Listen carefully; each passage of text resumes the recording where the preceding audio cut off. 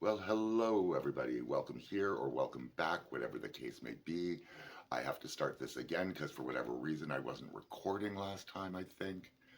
And so here I am. I have my coffee in my COVID Karaoke Cafe mug. Had to read it from that. I can't believe it. And this was something that I got. I think it was for doing Elsa for Let It Go. I think that won me this prize because they had these mugs and things made up for this group that came into being from, well, during the pandemic and lockdown because a lot of us karaoke folk couldn't go out and do what we do, which is such a good outlet because emotionally, songs I connect with, they are an emotional outlet and it's fun and it's a variety of things to a variety of people. And that was one of the most challenging things I ever did because I had the Elsa wig and did makeup and I tried to do a costume change and everything else. None of it was rehearsed. I had the idea, I gathered it all up, and then you just do it and hope for the best. And it wasn't flawless, but it wasn't the worst thing I've ever done. And then, after I shared them on in the group, along with a lot of other people sharing things into the group that way, I upload them to my scrapbook, which is YouTube, for all the world to see, good, bad, or otherwise. Oh, these chimes that go off every time I get notifications. I turn a lot of them off, but then I turn off important things and I don't hear the notifications, and then when I find out, it's a little bit too late. So I'm trying to find the best way to make that work for me. But I felt I had not done an honest tea over coffee talk in a little while. And I'm not sure I really even want to talk about this because it's been going on since the very beginning of January. Realistically, before that, it was Boxing Day. I set this down here. I was, where do I start? A friend of mine wanted to go and visit her family for Boxing Day. And she didn't want to ask her ex to watch her dog for the 12 hours she was going to be away. She didn't want to be beholden to him that way.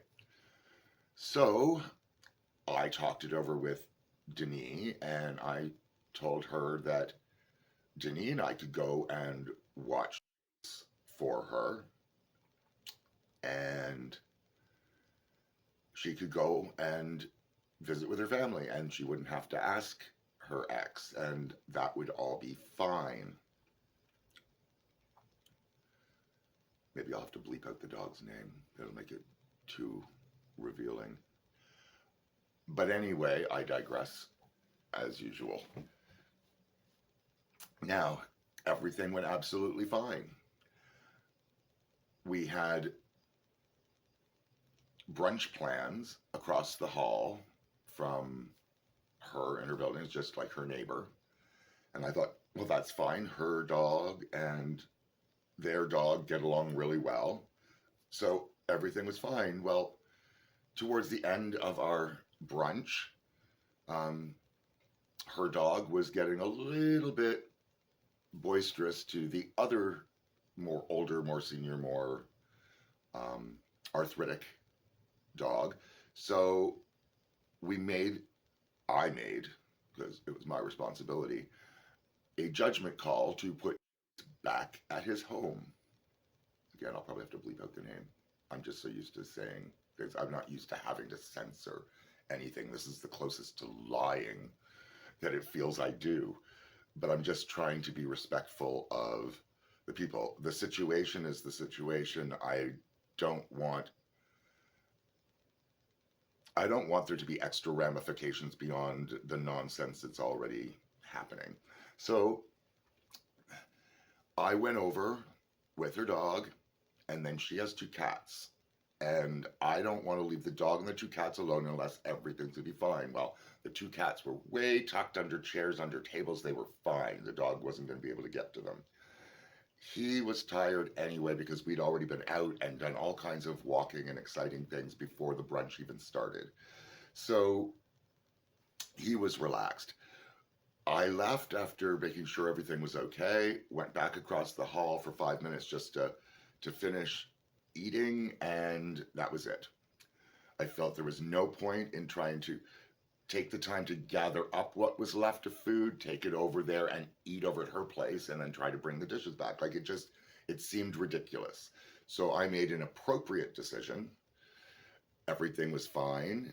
I would listen just in case her dog was barking for being left alone. None of that happened. Went back over. Everything was as it was left. Everything was fine. Went about with our lives. 3 days later, she found out that I'd left her dog alone for 5 minutes. And she turned into a stark, raving sociopath. And she said that she wasn't going to have me watch anymore. And I went, that's fine. Like, you're right. You have the right to choose who does and doesn't look after your dog. I don't disagree with that. But then I'm still trying to be friends as always, and I was ignored and blocked. And when I would say hi out in the street, there was nothing, so I would say hi to the dog. Well, I guess that in order to be more purposefully nasty and hurtful, if she saw us on the street, she would make sure the dog they would cross the street just so I couldn't say hi to the dog and the dog couldn't say hi to me. And that was my last straw. Because, I'm sorry, that's a level of petty for something that you started that I don't know how to deal with. So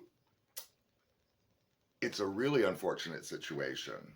And now, of course, because I was friends with her for, gosh, the better part of a decade. And then this is what she pulls. And the pettiness became a bit much for me. So I called her what she is. I needed to tell her what I thought of her. And of course, she didn't like that. But it was all her doing. She started it. There wouldn't have been anything. There was nothing wrong. But anyway, it's her choice. But now all the friends that we have in common, she's expecting to side with her or she cuts them off. Well, they're still friends with me because I would never put anybody in that position. I wouldn't put my dog in that position, right? That's one of the things that I disagreed with, how she behaved with the dog. It's like the dog's relationships with people are separate from hers. Just like my friends' relationships with other people are separate from mine. And I am not unreasonable enough to expect people to choose sides for something they had nothing to do with. So anyway, I'm still friends with a lot of her friends, and when she finds out that they're still friends with me, she cuts them off, which I think is ludicrous. But it does reinforce the fact that I did make the right decision not to pursue making it right anymore, because I did my best. My best wasn't good enough, and my life will go on. Karmically, I don't know what is in store for her, but none of it is my concern. I just feel very, very sad that anyone can allow such a thing to happen. I don't know what is going on in her head that this sociopathy is valid for her in some way that she can justify the insanity that she is projecting now around her life, it's going to have all kinds of consequences for her. She's not going to be able to be friends. She lives on the street behind us. We know all the same people. We know all the same neighbors. It's just it's a lot of silliness. And it was very heartbreaking. But I had to rationally put her in an appropriate place in my head and move on with my life. And for the most part, the whole situation takes up virtually no space in my head. But I did want to talk about it honestly, because that is who I am and what I do. And since I couldn't talk about it honestly with her, and I don't feel right putting other people that know her in the middle of it. I mean, there's people she knows in my building. I'm still, I still socialize with them. Is she going to cut them off when she finds out they still talk to me? I don't know. That is a them decision. It has nothing to do with me. But this new friend in the building that she made has a vehicle, which ranks her higher than any of us current friends. So I think she has just moved on to somebody else to use. Because when I look back at our entire relationship, it was back and forth, right? Like, I'd do for her, she would do some things for me. Like most friendships, it's back and forth, it's equal. And, like not equal every time, but overall there's balance. And if I look back at the situation, it was very unbalanced. It was always us doing more for her than the other way around. And he often came with demands and expectations and things. Like, apparently this came with the expectation of I was not supposed to leave the dog for a second on his own, which was never something that was agreed to beforehand. She wasn't paying me. Like 12 hours of doing this really huge favor just to be treated this way. I don't get it. I really just don't get it. I would never. I could never. I can't even wrap my head around it. So I figure there has to be something else going on. There has to be some chemical imbalance, some mental illness, something that triggered this, because it's only escalated since then, and there was no reason for it in the first place. Because the first initial upset was nothing but a few text messages back and forth that, she expressed really strongly and weirdly. I tried my best to say, like, hey, everything was fine. And she wasn't having any of it. And like I said, I still, after that was all over, still just tried to treat her like, no, that was just a unfortunate blip. Let's just go on with our lives. And no, she was having none of that. And like I said, escalated. Has anybody else ever had situations like that where somebody that they cared about and trusted and knew for a long period of time just snapped over something really small and insignificant and could never go back from that? Because I've never been in that position before. The difference, I guess, is I own my, I'm going to say it, I own my shit. If it's something that I cause, I do it. Like, I would own that I left the dog. In fact, I did. I said very clearly, yes, I left the dog alone for 5 minutes. I didn't think it was anything that needed to be lied over, and I can't lie anyway. So it would defeat the purpose.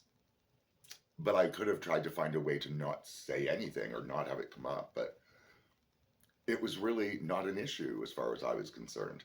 You have people babysit or dog sit, and they make judgment calls based on all the information. And, you expect them not to do any harm, but they may not do everything exactly the way you would, but that's what they were brought on for. And I wasn't even hired, it was a volunteer position.